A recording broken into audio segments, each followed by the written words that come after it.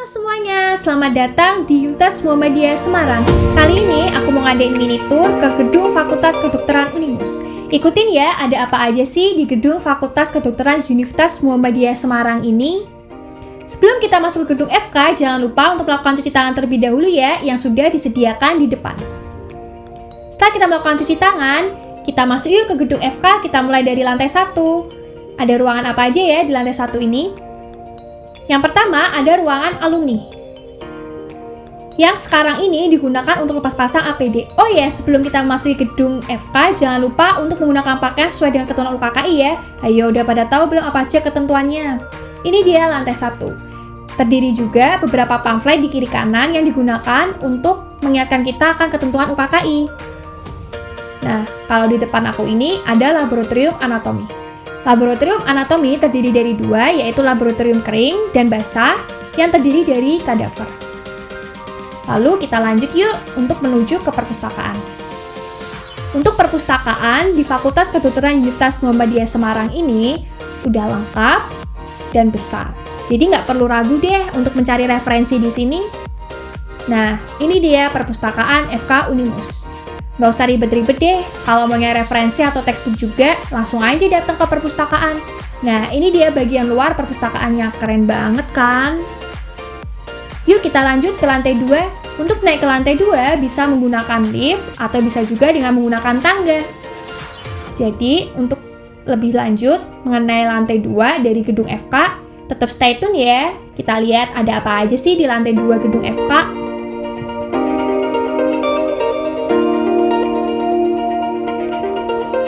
Ini dia lantai 2 gedung Fakultas Kedokteran Unimus.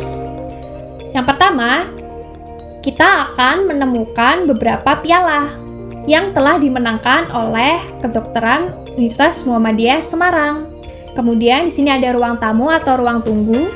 Kemudian ada ruang rapat yang tentunya digunakan untuk rapat. Kemudian setelah itu ada ruangan TU dan keuangan. Kemudian di sebelah kanan ada ruangan dekan serta ruangan dosen. Kemudian kita lanjut lagi yuk. Ada ruangan siapa lagi ya? Nah, ini dia, ada ruangan wakil dekan 1. Kemudian di sebelahnya ada ruangan wakil dekan 2.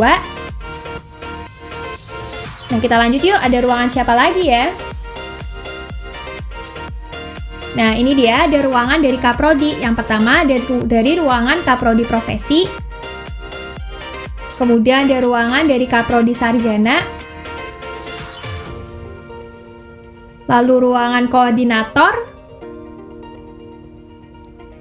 Sebelahnya ruangan UPPMJ atau Unit Penelitian Pengabdian Masyarakat dan Jurnal.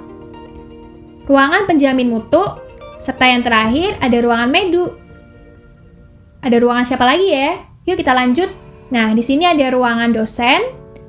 Kemudian ada ruangan UKKI. Kemudian setelah itu ruangan pantry. Dan yang terakhir, yang paling ujung, ada ruangan dosen yang lainnya. Kita move yuk ke lantai 3. Ada ruangan apa aja ya di lantai 3 ini? Untuk di lantai 3 ini, ada ruangan administrasi yang berada di sebelah kiri. Ruangan administrasi ini selain menangani mengenai administrasi, juga pada saat offline digunakan untuk mengambil absensi ya guys. Kemudian di sini ada ruangan KEPK. Kemudian setelah itu ada ruangan SPMI. Nah, kalau ada di kiri kanan aku ini adalah ruangan yang digunakan pada saat offline dan diskusi tutorial. Ini ruangannya. Kemudian kita masuk yuk ke salah satu ruangan diskusi tutorial ini. Isinya ada apa aja ya? Nah, ini dia isinya. Yang pertama tentunya ada meja dan kursi untuk diskusi tutorial ya guys. Kemudian setelah itu ada papan tulis. Dan ada smart TV yang digunakan untuk penjelasan pada saat diskusi tutorial berlangsung. Kita lanjut yuk, di depannya ada ruang kuliah atau bisa disebut juga dengan smart class. Smart class ini keren banget ya guys, serasa berada di bioskop dan lebih nyaman. Tapi jangan sampai ngantuk ya. Jadi kita bisa lebih fokus dalam mendengarkan penjelasan dari dosen-dosen. Ini dia smart class-nya.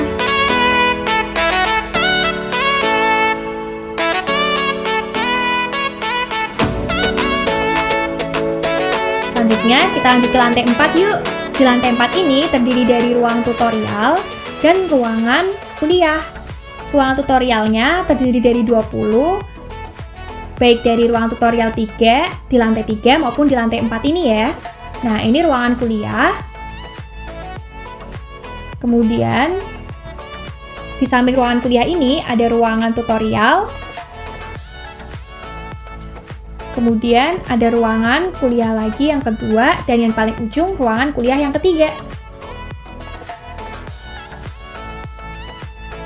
Sekarang kita lanjut yuk ke lantai 5, di mana lantai 5 ini adalah lantai yang bikin deg-degan. Wah, ada ruangan apa ya sampai bikin deg-degan?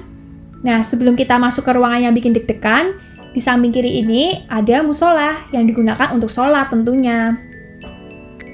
Kemudian setelah itu di sebelahnya lagi ada ruangan yang digunakan untuk menunggu sementara sebelum OSCE berlangsung. Nah, ini ada loker-loker. Loker-loker ini digunakan untuk pengumpulan tugas skill lab maupun buku refleksi. Nah, kemudian ini ruangan briefing penguji. Pada saat menuju ke ruangan briefing penguji, di sini ada loker-loker. Setelah kita menelusuri loker-loker ini, kita akan menuju ke ruangan briefing penguji.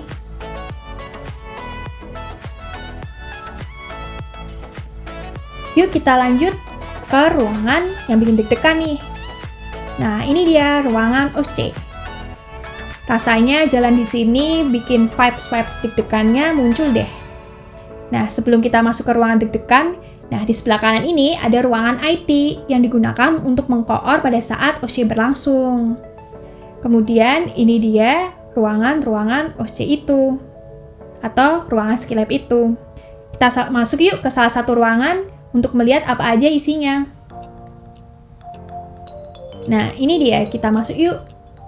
Isinya ada apa aja ya? Nah, ini dia isinya. Tentunya ada kursi dan meja yang digunakan untuk pembelajaran pada saat skill lab. Dan ada beberapa manekin dan alat-alat yang digunakan untuk proses skill lab maupun pada saat OSCE.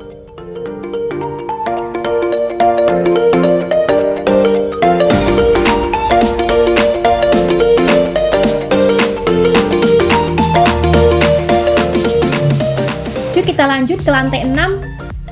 Untuk di lantai 6 ini adalah ruangan yang isinya laboratorium biomedik.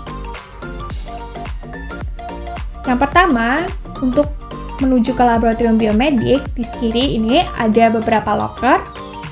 Kemudian di sebelah kanan ini ada laboratorium mikroskop atau ruangan mikroskop. Kemudian yang kedua yaitu ruangan biomedik untuk laboratorium kimia analisis. Kemudian ada ruangan office lab. Kemudian setelah itu ada ruangan penelitian. Dan ini adalah loker-loker yang digunakan sebelum kita memasuki ruangan laboratorium tersebut.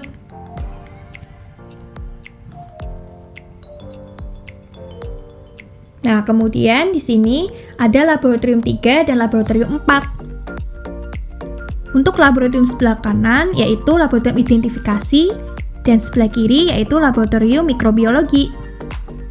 Yuk kita lanjut ke lantai 7, lantai terakhir nih. Isinya apa aja ya ruangannya?